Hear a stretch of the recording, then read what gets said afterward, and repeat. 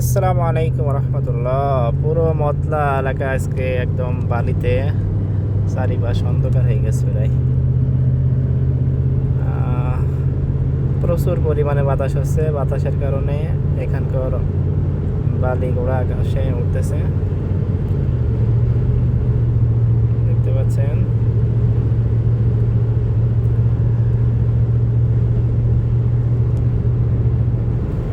প্রচুর পরিমাণে বাতাস এবং তুরাব, বালি, পুরোটাই অন্ধকার।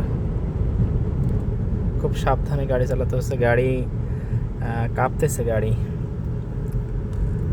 বাতাসে গাড়ি কাঁপতেছে।